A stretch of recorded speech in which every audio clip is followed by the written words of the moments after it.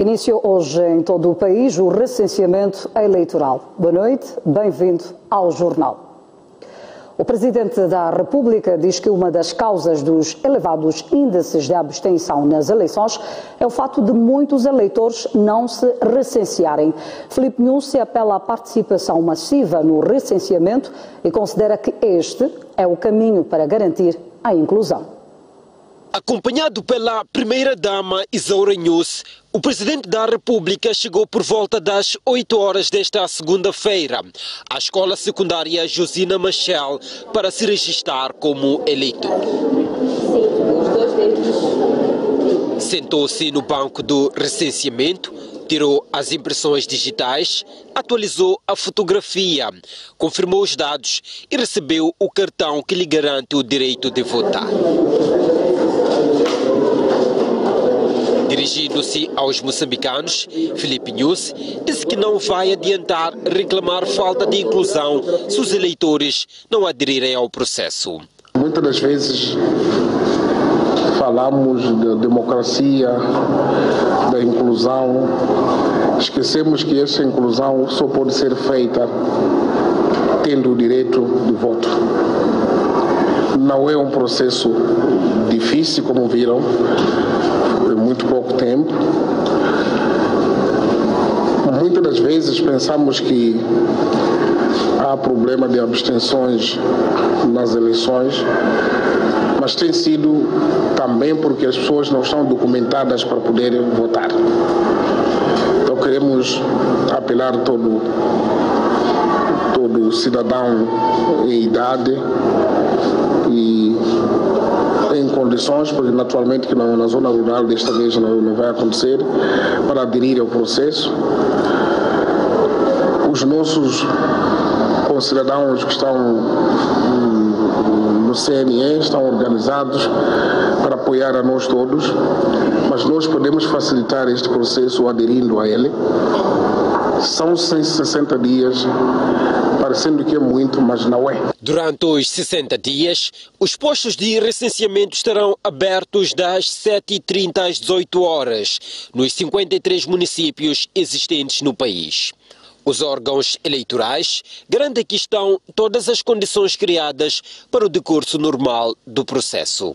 Quanto mais cedo formos, melhor, para evitarmos também aqueles constrangimentos de última hora em que as pessoas acorrem em massa e depois as próprias brigadas às vezes não têm a capacidade de responder ou corresponder àquela afluência quando se trata de últimos dias, não é? Portanto, temos as brigadas abertas todos os dias, das 7h30 às 18h, enfim, em todos os distritos autárquicos, como já disse anteriormente. O recenseamento eleitoral, iniciado esta segunda-feira, termina no dia 17 de maio e acontece depois do adiamento do primeiro calendário, para dar lugar à segunda volta da eleição autárquica intercalar em Nampula. O processo visa atualizar o número de eleitores que vão participar nas quintas eleições autárquicas, agendadas para 10 de outubro. Já em Sofala, pelo menos 4 brigadas de recenseamento eleitoral ainda não começaram a funcionar na sequência da intensa chuva que caiu nos últimos dias, fato que condicionou o estado de algumas rodovias. O fato foi anunciado na manhã desta segunda-feira pelo diretor do STAI em Sofala, Jorge Duncan, durante a abertura do processo de recenseamento eleitoral nesta região do país. Trata-se da brigada de Nhanchera, no distrito de Nhamatanda, e 3 brigadas do distrito de Marromeu. Nhamatanda falta-nos uma brigada de Nhanchera, que não houve possibilidade de colocar até ontem, por causa de isolamento. E Marromeu, temos 3 brigadas que ficaram retidas ontem à noite. O trator ficou enterrado. Uma ligeira demora, mas até o fim do dia de hoje todas as brigadas estarão no terreno. Acreditamos que teremos que fazer um pouco mais de campanha, intensificar nessas áreas, para que as pessoas possam recuperar o tempo que ficou perdido por uma parte do dia de hoje. Com exceção das 4 brigadas em alusão, as outras 200 existentes em Sofala já se encontram operacional. A governadora de Sofala, que foi a primeira a recensear na escola secundária da Ponta Géia, pediu aos órgãos eleitorais a serem bastante ativos. Pedimos que flexibilizem mais, entendemos, fomos os primeiros, as máquinas podem ter as suas dificuldades, mas o que sentimos é que é preciso flexibilizar para que exerçam, portanto, possam albergar o maior número de cidadãos até o dia que foi estabelecido para o encerramento desta campanha. As previsões indicam que em Sofala serão recenseados mais de 663 mil eleitores nas 5 autarquias, nomeadamente Beira, Dondo, Nhamatanda, Gorongosa e Marromeu. O presidente cabo-verdiano convidou Filipe Nyusi a participar na próxima cimeira da CPLP, a realizar-se em julho em Cabo Verde. Para o efeito, Jorge Carlos Fonseca delegou o seu enviado especial para formalizar o convite no país. Cabo Verde será o próximo país a assumir a presidência da Comunidade dos Países de Língua Portuguesa, CPLP. Já a pensar na cimeira que se irá realizar em julho deste ano, o estadista cabo-verdiano Jorge Carlos Fonseca decidiu convidar o seu homólogo moçambicano por via de um enviado especial que esta segunda-feira se reuniu com Filipe Nyusi em Maputo. Vim cá nesta condição de enviado especial, como disse bem, do Sr. Presidente da República de Cabo Verde, para fazer este convite, entregar o convite pessoalmente. Convite este que foi imediatamente aceito pelo Presidente Filipe Nyusi. Nós vamos ter o imenso gosto de o receber em Cabo Verde em julho, como Presidente de um país irmão. Além da participação de Nyusi na cimeira em julho, no encontro entre o Ministro dos Negócios Estrangeiros de Cabo Verde e o Presidente da República, falou-se da cooperação entre os dois países e das relações bilaterais em diferentes setores. Falamos também do relacionamento das relações bilaterais. Nós, hoje de manhã, já estive no Ministério dos Negócios Estrangeiros, falamos de áreas de cooperação, turismo, a cooperação económica e empresarial, governação eletrónica, tecnologias de informação e comunicação em geral, as energias renováveis. São áreas onde Cabo Verde e Moçambique têm um grande potencial e nós vamos trabalhar para realizarmos reuniões mais permanentes. Nomeadamente, queremos elevar o nível político desse diálogo com Moçambique para que tenhamos anualmente ou de 2 em 2 anos uma cimeira ao mais alto nível para falarmos da cooperação bilateral. Há vontade política de parte a parte e quando há vontade política a gente vai conseguir seguramente. É do interesse de Cabo Verde que o Ministro dos Negócios Estrangeiros de Moçambique visita aquele país acompanhado dos empresários para estreitar relações. Ainda no âmbito do recenseamento eleitoral, a Renamo na Zambésia formou 100 fiscais que irão trabalhar durante o processo. Latifo Ismael, delegado político distrital de Climane, chamou a atenção para a responsabilidade de cada um. A Renamo em Climane quer que os seus fiscais desenvolvam com zelo o trabalho durante o processo de recenseamento eleitoral que vai até dia 17 de maio. Vocês vão estar na mesa de recenseamento para fiscalizarem o recenseamento. Acho que nesta formação que vocês vão ter agora, vão ser explicados como é que deve se posicionar o fiscal, o sítio mais próximo da mesa para poder verificar o primeiro eleitor até o último eleitor do dia, para estarem em conexão com os dados que vão ser fornecidos vão estar em conexão com o recenseador. Se não se falharem, vocês estarão por o partido em causa. Estamos juntos? Vão fazer ou não vão fazer?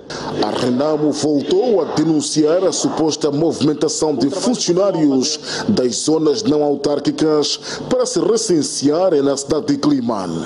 Que vêm professores, vêm funcionários de Niquadala para irem recensear na escola primária do Cololo. Quem estiver em Cololo e tenha atenção nisso. Nós também estaremos de olho. Vêm funcionários públicos de Inhaçuns, professores de Inhaçuns, enfermeiros de Inhaçuns, para recensearem na escola primária de Climane e na escola industrial comercial 1º de maio de Climane. Isso tudo são informações que nós estamos a receber. Sobre este assunto, o governador da Zambésia, Abdul Razak, reagiu nos seguintes termos. Não tem, porque todos vão se recensear onde estão ou viver ou onde estão a trabalhar. Portanto, é uma ação voluntária. Um grupo grupo de 100 deputados do Reino Unido assinou uma petição em que exige aos bancos mais medidas de transparência face ao caso das dívidas ocultas de Moçambique. O documento é divulgado na véspera da reunião do governo de Moçambique com os credores das dívidas ocultas.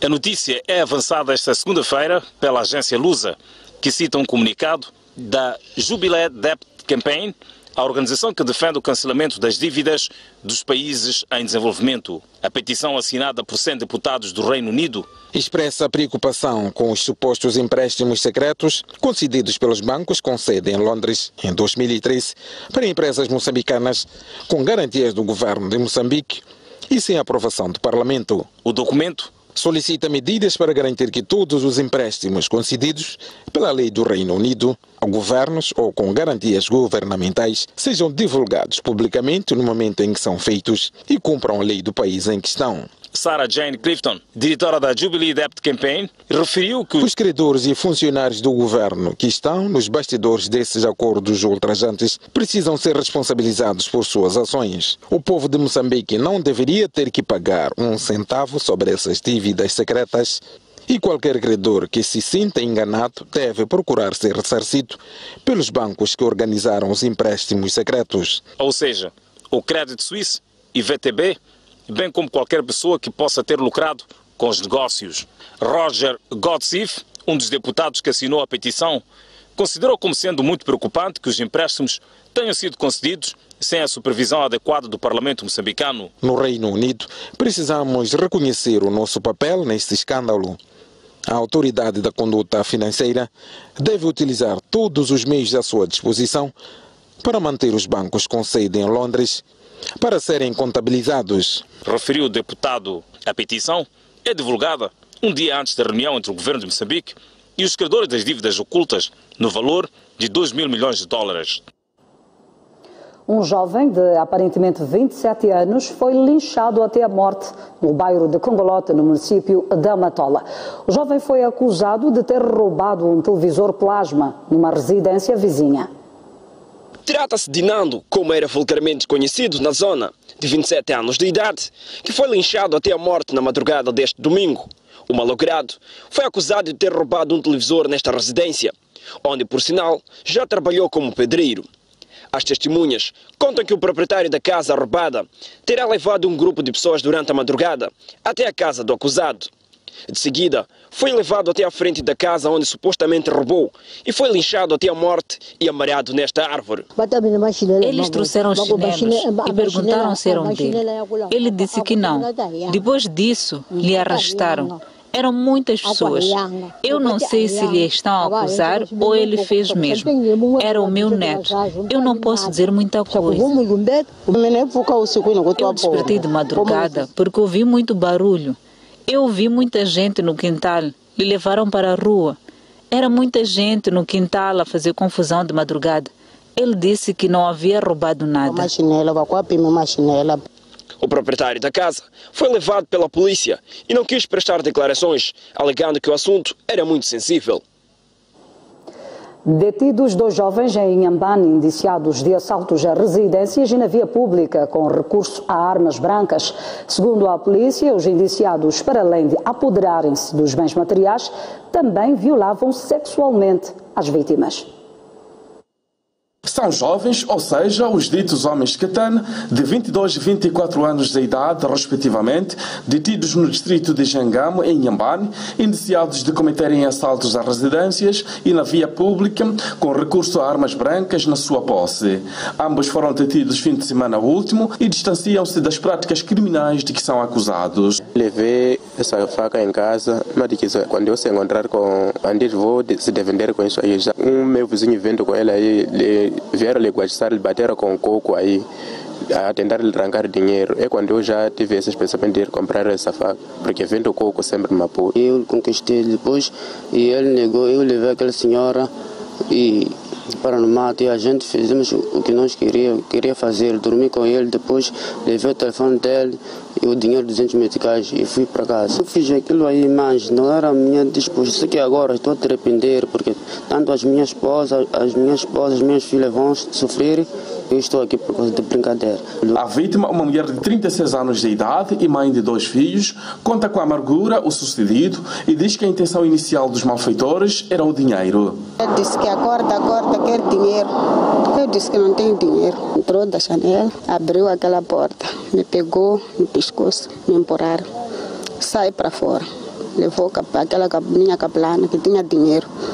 Chegou lá no mato, na machamba, me amarrou na cara. Ele disse que dorme. A Polícia da República nesta parcela do país diz que os autores serão responsabilizados e continuam as buscas para a neutralização dos restantes membros da quadrilha. Eles introduziam-se nas residências e de lá subtraíam bens. E para além de subtração dos bens, eles violavam as suas vítimas e catanavam. Neste momento encontra-se aqui uma parte deles e a polícia está no terreno para a neutralização de mais outros. Expedientes foram elaborados e correm seus trâmites legais. Este é um dos casos raros que acontecem na província de Inhambane, daí o apelo da PRM para o envolvimento das comunidades na vigilância e denúncia pontual de quaisquer movimentações nos bairros. Pai obriga menor de 15 anos a casar-se com um adulto de 45 anos na cidade da Beira. Pai da menor, por sinal, é pastor de uma igreja.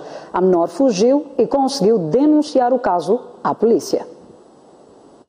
Um pastor de 75 anos de idade, casado com 8 mulheres e pai de 48 filhos, obrigou recentemente uma de suas filhas, que tem apenas 15 anos de idade, a casar com um homem de 45 anos.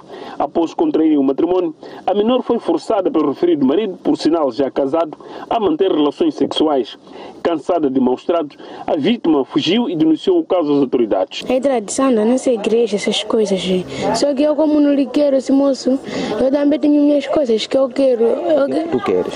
Eu quero estudar e ser alguém também na vida.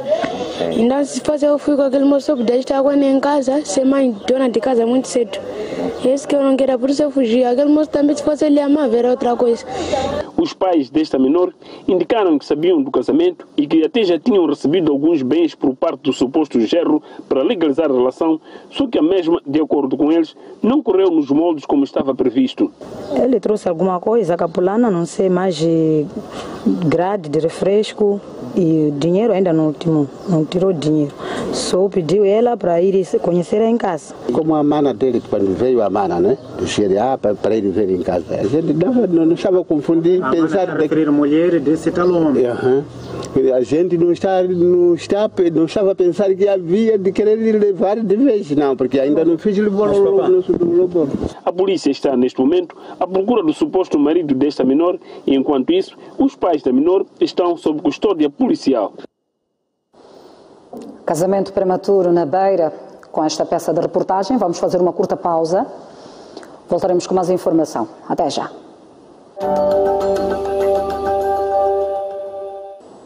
Seguimos com a informação. Moradores dos bairros Matemele e Mualaze, na Matola, mostram-se preocupados com a informação segundo a qual devem abandonar as suas residências e terras para dar lugar à extensão do aterro sanitário que vai substituir a lixeira de Ulene.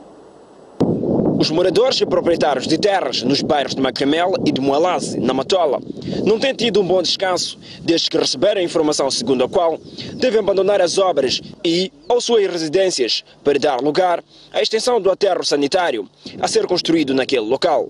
Grande parte dos afetados conta que, embora a terra seja pertença do Estado e que não se vende, tiveram de despender elevadas somas de dinheiro para a sua obtenção. Ele mesmo ontem ligou, porque sempre está ligado, o valor, porque nós pagamos mensalmente. Vocês que não querem construir, nós temos que acompanhar essa situação aí, Sr. Machiqui, porque nós não sabemos. Ele disse, é de procurar saber. Nós fomos ante lá a administração, lá longe, lá, depois do coisa, lá no Macamel, lá, fomos tratar os documentos, temos esses documentos, pagamos os valores lá. Já carimbaram, tem carimbo. Considerando isso como um investimento em vão, a preocupação dos moradores aumenta cada vez mais, uma vez que não sabem aonde e quando serão reassentados. Daqui a pouco, abril, maio, Excelência diz que a primeira fase vai começar agora. Depois temos a segunda fase. Não sabemos qual será a fase que vai nos abranger. O que será dos nossos filhos? O que será de nós? A maior parte dos bairros de expansão, o camarada-chefe tem conhecimento que não estão parcelados e estão lá pessoas a viver. Oficialmente, são 21 casas abrangidas pela extensão do aterro, numa área de 1000 hectares. Mas devido à venda de terra e construções ilegais, o número de residências cresceu para cerca de 1000.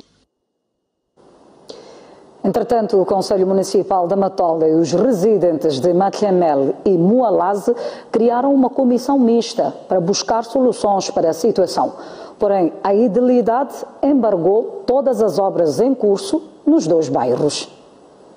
Estão parcelados, estão lá... Ouvidas as preocupações dos moradores de Macrimel e Mualaze, 2 bairros localizados na autarquia da Matola, o respectivo edil Calixto Coça, acompanhado por alguns vereadores, decidiu reunir-se esta segunda-feira com os abrangidos pelo projeto do aterro para encontrar saídas para o problema.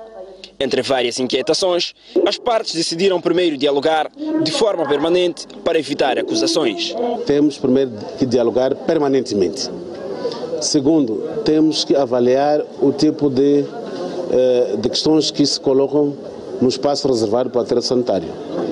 Temos lá situações, primeiro, daqueles considerados nativos, mas também temos situações de outros compatriotas nossos que construíram lá algumas habitações. De seguida, criou-se uma comissão composta por alguns residentes e pela edilidade, que começa a funcionar na quinta-feira. Uma das funções da comissão é fazer o levantamento das casas abrangidas e procurar aqueles que vendem a terra, violando a lei. Solicitamos alguns documentos que provavelmente tenham sido passados por estes elementos que ilegalmente fizeram-se passar por autoridades do Estado para perpetuar esse tipo de práticas. No entanto, o Conselho Municipal embargou todas as obras na área abrangida pelo projeto de construção do aterro nos 2 bairros. A Agência Japonesa de Cooperação Internacional disponibilizou 1,5 milhões de dólares para reforçar a capacidade técnica do Instituto Nacional de Meteorologia. O projeto iniciou em 2015 e tem a duração de 4 anos e meio. Numa altura em que as consequências das chuvas que estão a cair desde outubro do ano passado se fazem sentir um pouco por todo o país, realizou-se um seminário sobre a preparação e resiliência nacional aos desastres naturais. Na ocasião, o representante da Agência Japonesa de Cooperação Internacional falou dos ganhos do projeto, orçado em mais de $1 milhão, cujo objetivo é melhorar os trabalhos desenvolvidos pelo Instituto Nacional de Meteorologia, de forma a reduzir as consequências dos fenômenos como cheias, depressão tropical, seca e outros desastres naturais. Sendo dos exemplos, a doação de 3 estações meteorológicas automáticas que foram instaladas em Maputo, Beira e Nampula. Melhorias reconhecidas pelo Instituto Nacional de Meteorologia, que precisa de $20 milhões para continuar a melhorar o seu sistema de previsões e aviso prévio do tempo. Queremos, a partir disso, termos essa capacidade de providenciar previsões até ao distrito e, por via disso, melhorarmos a nossa capacidade de transmissão da informação. Nos próximos dias, a JICA e o INAM vão reunir-se para negociar um possível financiamento para a continuidade do programa nos próximos anos. Seguimos com a informação no Jornal da Noite. O Instituto Nacional das Comunicações de Moçambique proibiu hoje a importação, venda e o uso de aparelhos com a tecnologia denominada DECT por interferirem a rede de internet 3G. Na lista da interdição constam telefones sem fio. O Instituto Nacional de Comunicações de Moçambique convocou a imprensa nesta segunda-feira para divulgar algumas medidas tomadas pela instituição com vista a melhorar os serviços de comunicação no país. A instituição proibiu o uso dos aparelhos da linhagem DECT por criarem interferência nos serviços de comunicações. A nível de cada país tem o seu plano nacional de frequências, onde cada sistema de comunicações funciona em função das frequências planificadas. e temos faixas específicas onde estes equipamentos, tanto como o DEC-T, tanto e outros telefones sem fios, funcionam tanto aqui na República de Moçambique. Acontece que está a haver entrada, proliferação, tanto de equipamentos que estão a funcionar fora destas faixas planificadas, portanto, dentro da República, a nível da República de Moçambique. A interdição surge após um pedido das empresas de telefonia móvel que vêm registando as interferências nos serviços de internet 3G. Cria interferências e cria degradação tanto da qualidade do sinal que o utente destes serviços do GSM e do 3G, portanto, recebe. Portanto, tem a ver com a má qualidade do serviço e é por aí que os operadores de telecomunicações, portanto, reclamam junto do regulador para que intervenham no sentido de garantir que estes equipamentos não interfiram nos seus serviços. O INCM está a trabalhar com a Procuradoria-Geral da República, Serviço Nacional de Investigação Criminal, Ministério da Indústria e Comércio e a Autoridade Tributária de Moçambique para garantir a não comercialização e uso dos produtos problemáticos. Na atualidade internacional, com mais de 76% dos votos, o presidente russo Vladimir Putin foi ontem reeleito para mais um mandato de 6 anos. Putin prometeu defender a Rússia contra as ameaças do Ocidente e elevar o nível de vida de cada cidadão russo. Moskva, Rússia, nosso líder, Vladimir Putin! Já era certa a vitória do presidente russo Vladimir Putin nas eleições realizadas este domingo. A glória de Putin foi tão esmagadora que superou as sondagens dos 70% dos votos de aprovação para 76,66%. Grandes cidades russas como Moscou e São Petersburgo apoiaram Putin com 70% dos votos e a Crimeia, território ucraniano que em 2012 foi anexado pela Rússia, deu 90% de apoio ao presidente russo de 65 anos de idade. Pavel Grudnin, do Partido Comunista, ficou em segundo lugar com 11,8% dos votos e em terceiro lugar coube Vladimir Zhirinovsky, do Partido Nacionalista, com 5,6% dos votos. 67,47% da população eleitoral fez as urnas. Alexei Navalny, grande adversário de Putin, que foi impedido de candidatar-se a essas eleições, alega junto com a oposição milhares de irregularidades no processo eleitoral, tendo prometido organizar manifestações esta segunda-feira.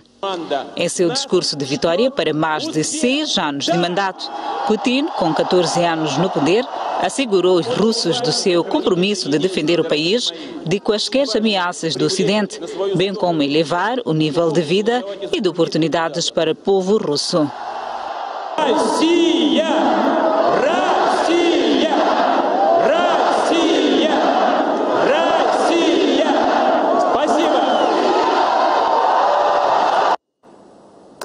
Por outro lado, o presidente do Burundi pretende alterar a Constituição para obter mais 2 mandatos presidenciais.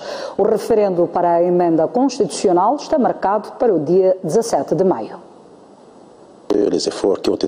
Em seu terceiro e polêmico mandato, o presidente do Burundi, Pierre Nkurunziza, voltou a manifestar este domingo sua intenção de ficar mais tempo no poder.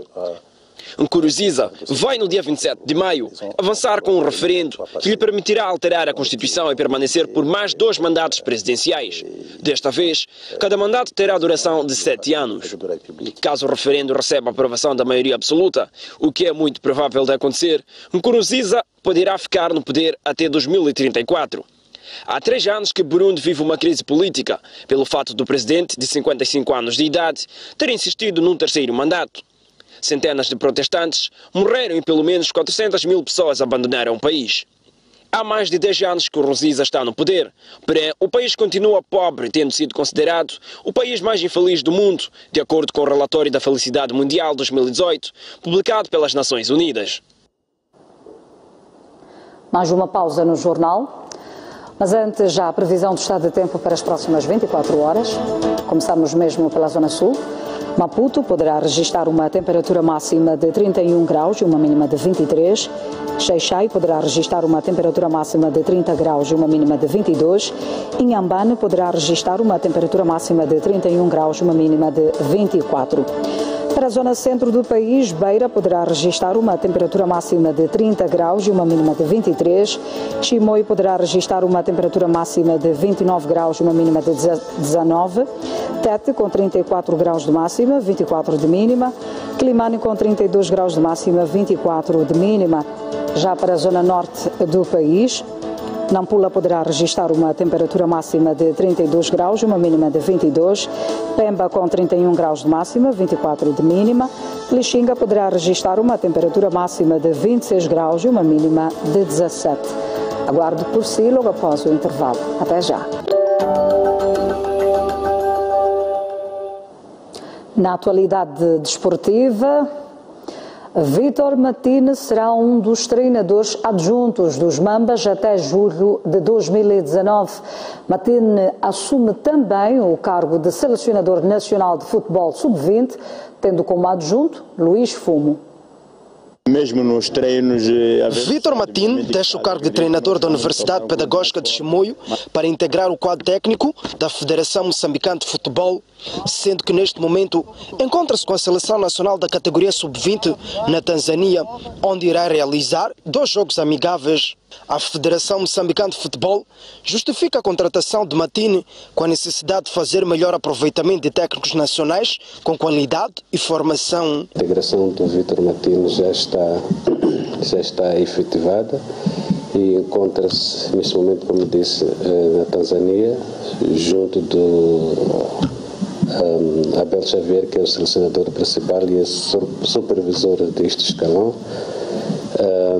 e o adjunto de Vítor Martins, que será o Luís Fumo. A duração do contrato é o mesmo ciclo, portanto é o mesmo ciclo que o selecionador nacional. Como sabem, ele irá se responsabilizar pela seleção principal até o final do mês que decorrer o CAN 2019. O organismo que gera o futebol moçambicano está a finalizar o acordo com Luís Gonçalves, técnico português, que deverá continuar como um dos adjuntos de Abel Xavier. Sim, em princípio permanece, está cá em Maputo. Então, estamos a finalizar também com ele este aspecto contratual nesta segunda fase. Com a alteração das datas dos jogos de apuramento para o CAN 2019, Abel Xavier, selecionador nacional, prescindiu da data FIFA prevista para o mês de março. O torneio da COSAFA, a ter lugar de 27 de maio a 10 de junho, deverá servir de preparação para o jogo com a Guiné-Bissau em setembro próximo.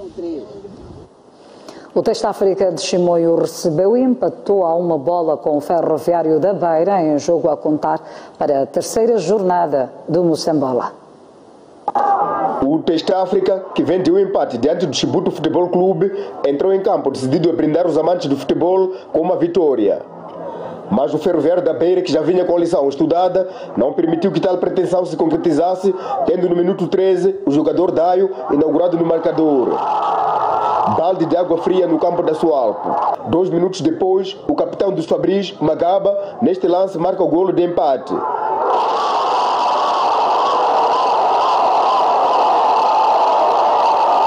Festa nas bancadas.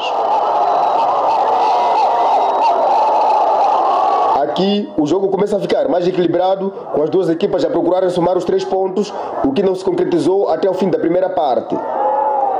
Na segunda parte, o jogo torna-se mais aguerrido e as duas coletividades começam a brindar os adeptos com um festival de falhanços que até ao toque do apito final não se traduziam em golo. Na próxima jornada, o Teste África desloca-se a Vilanculo, onde vai defrontar o NH, enquanto que o Ferroviário da Beira vai medir forças com o Chibuto. Os meus jogadores perderam um bocadinho a cabeça, então quando conseguimos empatar, pensei que haveriam de tentar acolmatar e jogar bola pé para pé. Afinal de contas, começamos a jogar também como se estivesse a jogar o adversário. Bom, eu penso que nós dominamos o jogo, criamos várias situações para podermos sair daqui vitoriosos, mas infelizmente não conseguimos fazer o mais importante, que era fazer mais um golo para nos garantir a vitória, mas pronto. Já o Ferroviário de Nampula recebeu e venceu por 3-0 o 1º de maio de Quelimane. Esta é a primeira vitória dos Locomotivas de Nampula no Moçambola 2018. O jogo parecia equilibrado nos minutos iniciais, até a altura em que Maurício, camisola 10 do Ferroviário de Nampula, fez a diferença num golo madrugador que surgiu aos 6 minutos através de uma defesa incompleta dos visitantes. Aos 12 minutos, os Locomotivas do Norte poderiam alargar a vantagem por intermédio de Imo. Quando transcorriam 20 minutos, numa jogada de contra-ataque, Quale, do Ferroviário, fez o cruzamento para a banda, que de cabeça violou a baliza contrária, fazendo o 2-0, resultado com que se foi ao intervalo. Na segunda parte, a história do jogo não alterou. No reatar da partida, Maurício voltou a cometer a mesma proeza, fazendo o terceiro tento. O 1º de maio, que esteve presente apenas fisicamente, reconheceu a superioridade dos donos da casa. Para o Ferroviário de Nampula, os 3 pontos vêm aliviar a pressão de que a equipa sofria da necessidade de ganhar para manter viva as aspirações do clube na edição deste ano do Moçambola Zape. Foi um mau jogo da nossa parte, falhou tudo que nós tínhamos planificado para hoje, falhou. O resultado disso, aos 6 minutos, consentimos o golo, cometemos um erro infantil e acabamos levando aquele golo. Quando tu cometes tantos erros que nós cometemos no jogo de hoje, como uma equipe que não é fora da área de Nampula, uma equipe que luta pelo título, uma equipe que tem jogadores experientes, acabas pagando caro. A minha equipe não se encontrou hoje no jogo, nada saiu. Perdemos o jogo, perdemos bem, a Ferroviário de Nampula ganhou e ganhou bem.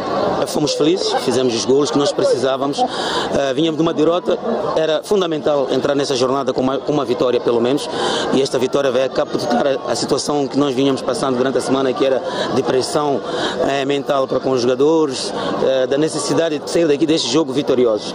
Hoje conseguimos, perante um adversário que esteve presente, aqui a enaltecer realmente a presença deles aqui em jogo, jogaram do primeiro ao último minuto, os 3, e ficaram por marcar outros golos, não é? Bolas à trave, bolas à barra, mas o mais importante é o facto de termos conseguido aqui uns 3 pontos que possam nos dar uma outra dinâmica. Rodou este sábado mais uma jornada do torneio interescolar Engen, certame que tem como objetivo a descoberta de novos talentos no basquetebol. O destaque é a vitória da escola secundária Armando Guebuza sobre Malhazine por 27-23. Com o objetivo de descobrir novos talentos no basquetebol e promover a prática do desporto no seio da camada estudantil, a Associação de Basquetebol da cidade de Maputo e a Engen promovem desde o passado dia 3 de março o torneio interescolar Engen Maputo. Aprova o movimento de escolas da província e cidade de Maputo, sendo que os jogos têm sido caracterizados pela entrega dos atletas que procuram mostrar o seu potencial. Este sábado, rodou a 4ª jornada, onde o destaque vai para a vitória da escola secundária Armando Guebuza sobre Malhazine por 27-23. Foi uma experiência para nós jogar com a equipe de Malhazine, uma equipe muito forte, e conseguimos alcançar aquilo que é nosso objetivo, que era vencer a escola secundária de Malhazine. Conseguimos, então essa semana vamos ter que trabalhar mais para conseguir vencer todos os jogos que vamos fazer. Tentaremos agarrar mais nas coisas que o professor deu, né? Da próxima ganharemos, com certeza. Para que o evento decorra sem sobressaltos, a organização da competição tem disponibilizado transporte e lanche. Espera-se que, no final, sejam potencializados atletas que venham a ser integrados nos clubes. Torneio Interescolar Engen, a fechar o Jornal da Noite de hoje. Obrigada pela preferência. Conto consigo amanhã à mesma hora. Até lá, passe bem. Boa noite.